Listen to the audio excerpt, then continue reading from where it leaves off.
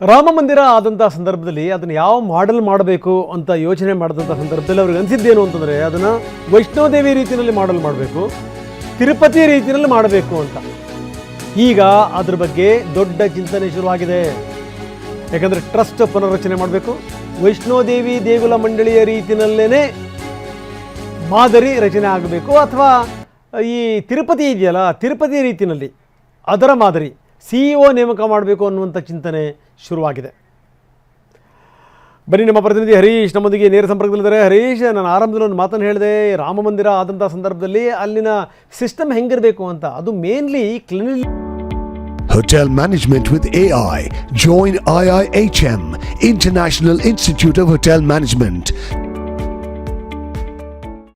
Cleanliness ವಿಚಾರಕ್ಕೆ ಸಂಬಂಧಪಟ್ಟಂಗೆ, ಜೊತೆಗೆ ಈ ಹಸಿರನ್ನು ಮೇಂಟೈನ್ ಮಾಡೋದು ವಿಚಾರಕ್ಕೆ ಸಂಬಂಧಪಟ್ಟಂಗೆ ಯಾವುದು ಬೆಸ್ಟ್ ಮಾಡಲ್ ಅಂತಂತಂದರೆ ಹರೀಶ್, ನಿಮಗೆ ತುಂಬ ಚೆನ್ನಾಗಿ ಗೊತ್ತು, ತಿರುಪತಿ ಅಷ್ಟೊಂದು ಜನ ಹೋದರೂ ಕೂಡ ಅಲ್ಲಿನ ಸ್ವಚ್ಛತೆ ಇದೆಯಲ್ಲ ಅದು ಬೆಸ್ಟು. ಆದರೆ ಈಗ ಸ್ವಚ್ಛತೆಗಲ್ಲ, ಅಲ್ಲಿ ಒಳಗಡೆ ಇರುವಂಥ ಗಲೀಜಿದೆಯಲ್ಲ ದುಡ್ಡು ಹೊಡೆಯೋದು, ಅದನ್ನು ಸ್ವಚ್ಛ ಮಾಡೋಕ್ಕೋಸ್ಕರ ಈಗೊಂದು ಬೇರೆ ರೀತಿಯ ಕಾರ್ಯನಿರ್ವಾಹಕ ಅಧಿಕಾರಿಯನ್ನು ನೇಮಕ ಮಾಡಿ ಅಲ್ಲಿ ಪೂರ್ತಿ ಅಧಿಕಾರವನ್ನು ಕೈಗೆ ತಗೋಬೇಕು. ಹೀಗಾಗಿ ಬೆಸ್ಟ್ ಮಾಡೆಲ್ ಯೋಚನೆ ಮಾಡ್ತಾ ಇದ್ದಾರೆ.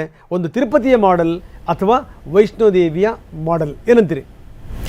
ಹೌದು ರಂಗನಾಥ್, ಅಯೋಧ್ಯೆ ರಾಮ ಮಂದಿರದ ದೇಣಿಗೆ ಹಣದ ಲೂಟಿ ಪ್ರಕರಣ ಏನಿದೆ ಇದು ಸಾಕಷ್ಟು ಸದ್ದು ಮಾಡ್ತಿದೆ. ಈಗಾಗಲೇ 8 ಮಂದಿ ಆರೋಪಿಗಳನ್ನ ಬಂಧಿಸಲಾಗಿದೆ. ಇನ್ನು ಟ್ರಸ್ಟ್ನ ಸದಸ್ಯರು ಕೂಡ ಇದರಲ್ಲಿ ಭಾಗಿಯಾಗಿದ್ದಾರಾ ಅನ್ನುವಂಥ ಅನುಮಾನಗಳು ಕೂಡ ವ್ಯಕ್ತ ಆಗ್ತಿದೆ. ಅವರ ತನಿಖೆ ಕೂಡ ಆಗಬೇಕು, SIT ಅವರ ವಿಚಾರಣೆಯನ್ನು ಕೂಡ ಮಾಡಬೇಕು ಅನ್ನುವಂತಹ ಕೂಗು ಒತ್ತಡ ಕೇಳಿಬರ್ತಾ ಇದೆ. ಟ್ರಸ್ಟ್ನ ಪ್ರಧಾನ ಕಾರ್ಯದರ್ಶಿ ಆದಂತಹ ಚಂಪತ್ ರಾಯ್ ಅವರು ನಿನ್ನೆ ರಾಜೀನಾಮೆಯನ್ನು ಕೊಟ್ಟಿದ್ದಾರೆ. ಓರ್ವ ಟ್ರಸ್ಟಿ ಅಂತ ಅನಿಲ್ ಮಿಶ್ರಾ ಅವರು ಕೂಡ ರಾಜೀನಾಮೆಯನ್ನು ಕೊಟ್ಟಿರುವಂತಹದ್ದು.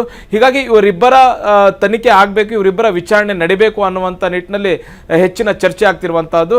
ಬಹುತೇಕ ಇಂದು ಅಥವಾ ನಾಳೆ ಇವರ ವಿಚಾರಣೆಯನ್ನ SIT ಮಾಡಬಹುದು ಅನ್ನುವಂಥದ್ದು. ಯಾಕಂದ್ರೆ ಚಂಪತ್ ರಾಯ್ ಅವರ ಆಪ್ತರೇ ಮತ್ತೆ ಆಪ್ತ ಸಹಾಯಕರೇ ಈ ರೀತಿಯಾದಂತಹ ಕೃತ್ಯದಲ್ಲಿ ಭಾಗಿಯಾಗಿರುವಂತಹದ್ದು. ಜೊತೆಗೆ ಅನಿಲ್ ಮಿಶ್ರಾ ಅವರ ಸಂಬಂಧಿಕರೇ ಈ ಕೃತ್ಯದಲ್ಲಿ ಭಾಗಿಯಾಗಿದ್ದಾರೆ. ಈಗ 8 ಮಂದಿ ಏನೋ ಆರೋಪಿಗಳನ್ನ ಬಂಧಿಸಲಾಗಿದೆ, ಇವರಿಗೆ ನೇರ ಸಂಪರ್ಕ ಇತ್ತು ಅನ್ನುವಂಥದ್ದು ಗೊತ್ತಾಗ್ತಾ ಇದೆ. ಹಾಗಾಗಿ ಇವರ ವಿಚಾರಣೆ ಆಗಬೇಕು ಅನ್ನುವಂತಹ ಕೂಗು ಹೇಳ್ತಾ ಇದೆ.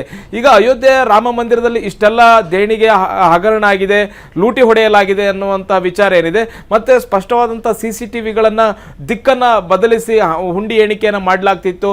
ಹುಂಡಿ ಅಕ್ಕಿ ಇವರ ಕೈಯಲ್ಲೇ ಇತ್ತು, ಇವ್ರು ಯಾವಾಗ ಬೇಕು ಅವಾಗ ಹಣವನ್ನು ದೋಚ್ಕೊಂಡು ಹೋಗ್ತಿದ್ರು, ಈ ತರದೆಲ್ಲ ಆರೋಪಗಳಿರುವಂತಹದ್ದು. ಹಾಗಾಗಿ ಇದಕ್ಕೆ ಒಂದು ವ್ಯವಸ್ಥೆ ಬೇಕು. ಇಷ್ಟು ದಿವಸಗಳ ಕಾಲ ಟ್ರಸ್ಟೇ ನೋಡ್ಕೊಳ್ತಾ ಇತ್ತು. ಈಗ ಕೇಂದ್ರ ಸರ್ಕಾರಕ್ಕೆ ಮತ್ತೆ ಸುಪ್ರೀಂ ಕೋರ್ಟ್ಗೆ ಈಗ ಒಂದಷ್ಟು ಮನವಿಗಳು ಹೋಗುವಂತ ಸಾಧ್ಯತೆ ಇದೆ. ಯಾಕಂದ್ರೆ ಈ ಟ್ರಸ್ಟ್ ರಚನೆ ಮಾಡಿರುವಂತಹದ್ದು ಸುಪ್ರೀಂ ಕೋರ್ಟ್, ಕೇಂದ್ರ ಸರ್ಕಾರದ ಒಂದು ಅಧಿಸೂಚನೆ ಅನ್ವಯ ಈಗ ಟ್ರಸ್ಟ್ ನೇಮಕ ಆಗಿರುವಂತಹದ್ದು, ಟ್ರಸ್ಟ್ ಆಗಿರುವಂತದ್ದು. ಹಾಗಾಗಿ ಟ್ರಸ್ಟ್ ನ ಯಾವ ರೀತಿ ಮಾಡಬಹುದು ಅನ್ನುವಂತ ಒಂದಷ್ಟು ಶಿಫಾರಸುಗಳು ಬರ್ತಾ ಇದೆ. ವೈಷ್ಣೋದೇವಿ ಶ್ರೈನ್ ಬೋರ್ಡ್ ಏನಿದೆ ಅದೊಂದು ವ್ಯವಸ್ಥಿತವಾಗಿ IAS ಅಧಿಕಾರಿಗಳು ನಡೆಸ್ಕೊಂಡು ಹೋಗುವಂತಹ ಒಂದು ಬೋರ್ಡ್ ಆಗಿದೆ. ಈ ರೀತಿಯಾಗಿ ಕೂಡ ಮಾಡಬೇಕು ಅನ್ನುವಂಥದ್ದು. ಮತ್ತೆ ನಮಗೆ ಇರುವಂತಹ ಸ್ಪಷ್ಟ ಒಂದು ಉದಾಹರಣೆ TTD ಕೂಡ ಒಂದು ಅತ್ಯಂತ ಚೆನ್ನಾಗಿ ನಡೆಸ್ಕೊಂಡು ಹೋಗ್ತಿರ್ತಕ್ಕಂತಹ ಒಂದು ದೇವಸ್ಥಾನದ ಟ್ರಸ್ಟ್. ಈ ರೀತಿಯಾಗಿ ಮಾಡಬೇಕು ಅನ್ನುವಂತಹ ಸಲಹೆಗಳು ಈಗ ಕೇಂದ್ರ ಸರ್ಕಾರಕ್ಕೆ ಹೋಗಿರುವಂತಹದ್ದು. ಕೇಂದ್ರ ಸರ್ಕಾರ ಸುಪ್ರೀಂ ಕೋರ್ಟ್ಗೆ ಅಫಿಡವಿಟ್ ಅನ್ನು ಸಲ್ಲಿಸಿ ಒಂದು ಹೊಸ ಪುನರ್ರಚನೆನ, ರಾಮ ಮಂದಿರ ಹೊಸ ಟ್ರಸ್ಟ್ನ ಪುನರ್ರಚನೆಯನ್ನ ಮಾಡುವಂತಹ ಸಾಧ್ಯತೆ ನಿಚ್ಚಳವಾಗಿದೆ. ರಂಗನಾಥ್, ಧನ್ಯವಾದ ತಮ್ಮೆಲ್ಲ ಮಾಹಿತಿಗೆ.